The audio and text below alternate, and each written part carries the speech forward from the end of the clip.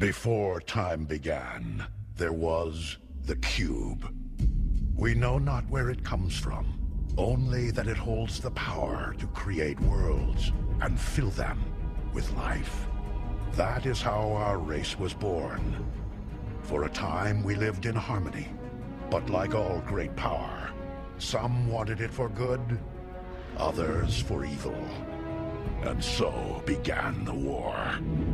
And just when all hope seemed lost, message of a new discovery. Avi Lipkin is here from Israel, and he's brought his brand new book. It's called Return to Mecca.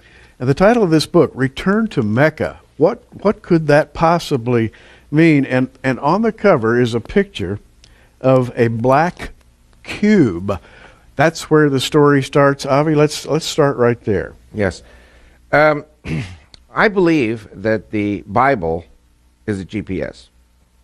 I believe that the Bible took place, a lot of it took place in Arabia. Actually, in most churches, Christians say to me, we know that Mount Sinai, the real Mount Sinai, is not in the Sinai Peninsula, but rather in northwest Saudi Arabia. It's called Jebel al-Lawz. I am the first Jew in the Jewish world who's coming to the rabbis and saying, the Torah is a GPS. Jethro, the high priest of Midian, I believe was the high priest of the Kaaba, the black stone, which is today in Mecca. There was no Mecca. It was just a black stone in those days. Our father's Jethro. He's Sheik of Midian. Moses was the son-in-law of Jethro. Moses was the understudy of Jethro for 40 years. And when Moses went to take the children of Israel out of slavery, he gave them the phylacteries, which they are to put on their forehead and on their left arm, as a sign from God that we are leaving the pyramid system of slavery in Egypt, and we're going to the cube system of freedom in Arabia.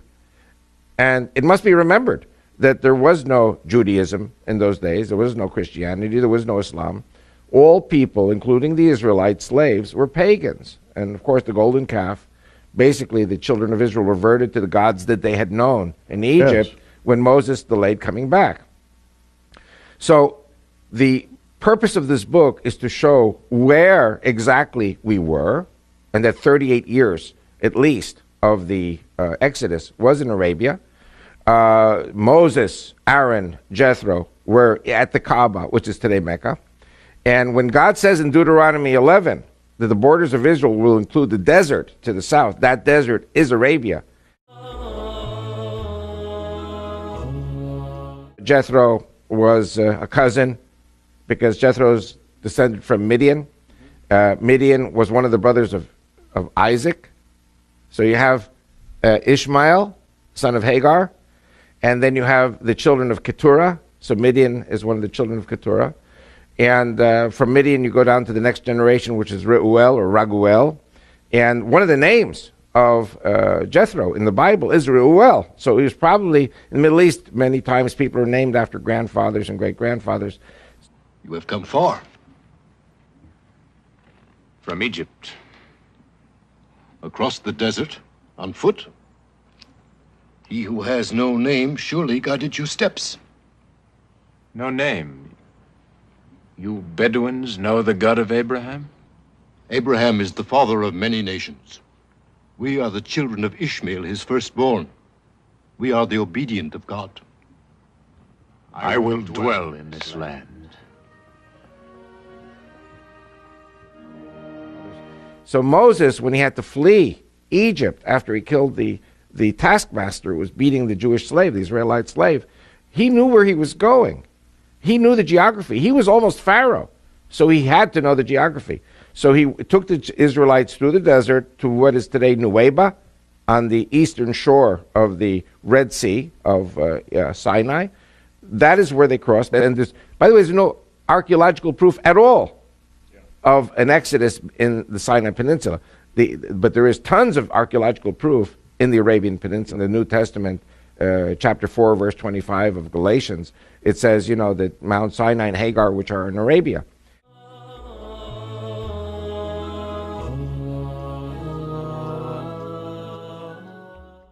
Josephus speaks very clearly that Sinai, the Ishmaelites are there, the troglodytes are there, the children of Keturah are there, the children of Esau are there.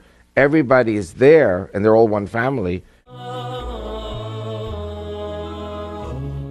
And talk about the linkage between the Jews who wear phylacteries and this pilgrimage to Mecca.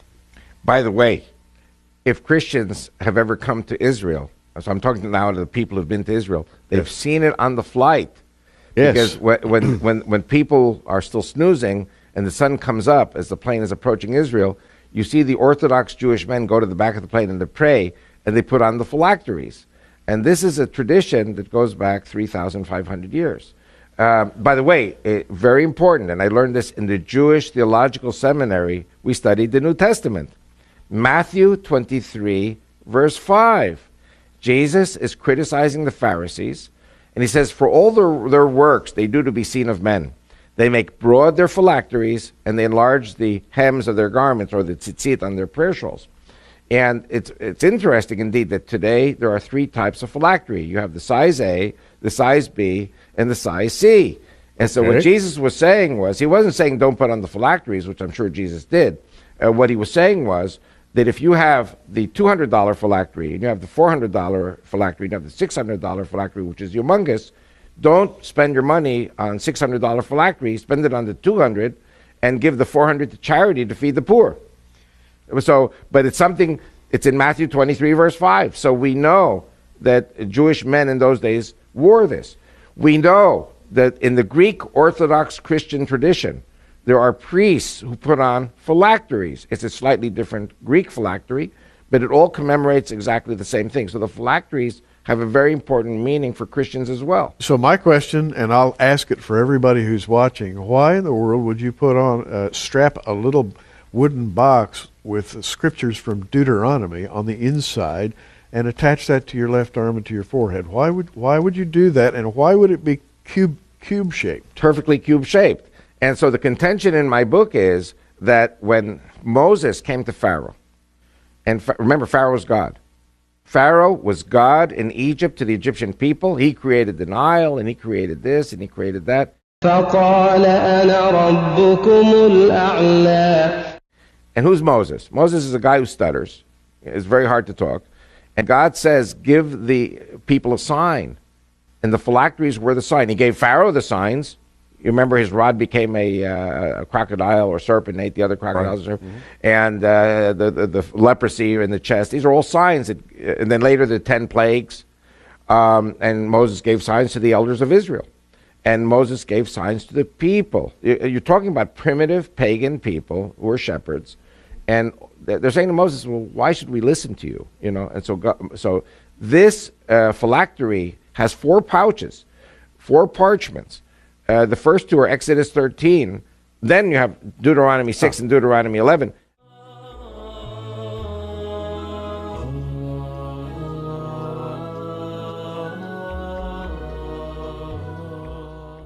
Exodus 13, we are still in Egypt.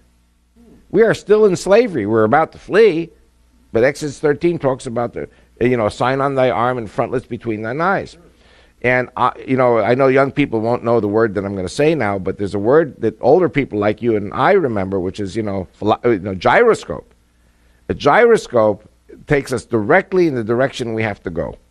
And Moses is leading the children of Israel out of the pyramid triangular system to the cubic square system of freedom in the desert.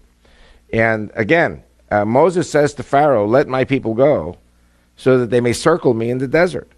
The other 5 times, let my people go so that they may serve the Lord in the desert. But the first one is they should go around in circles. Now, Hajj is a pilgrim to Mecca. Hag is the Egyptian pronunciation. Hag in Hebrew means a holiday or going around in circles.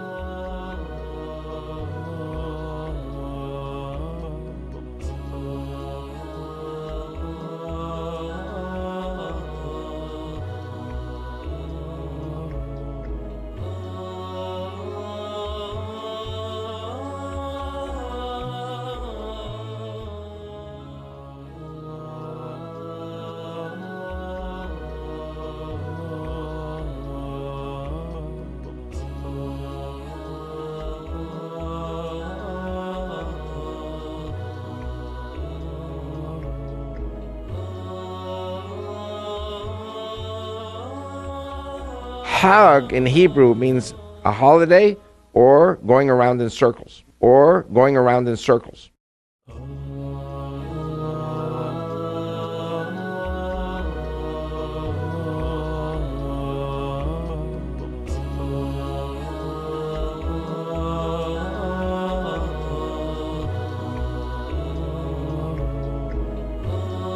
Or going around in circles, or going around in circles.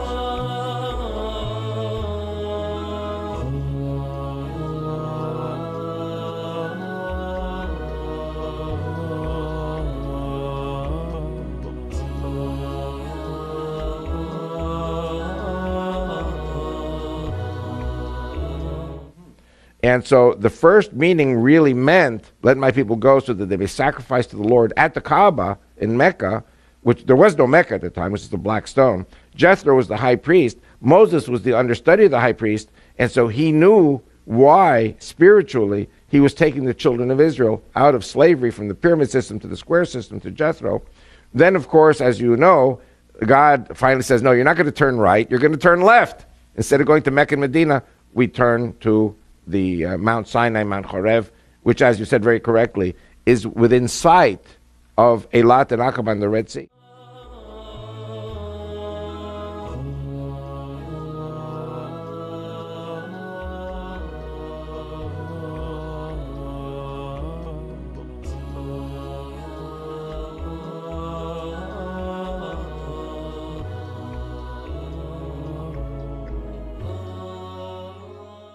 And by the way, my people, forgive me for being arrogant, are the Jews and the Christians together.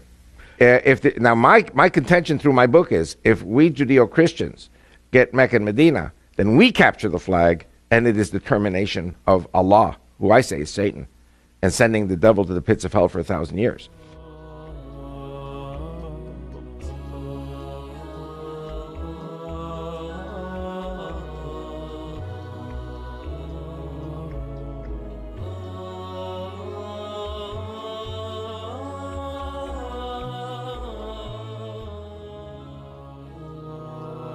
No, Moses. We cannot see his whole purpose. Even Ishmael did not know that God drove him into the desert to be the father of a nation. Did the little boy die in the desert, my father? No. God brought Ishmael and his mother Hagar into a good land. The same God who lived on the mountain? It may be, my son. Moses, Aaron, Jethro were at the Kaaba, which is today Mecca. قال إني أريد أن أنكحك إحدى ابنتي هاتين على أن تأجرني 8 حجج فإن أتممت 10 فمن عندك وما أريد أن أشق عليك ستجدني إن شاء الله من الصالحين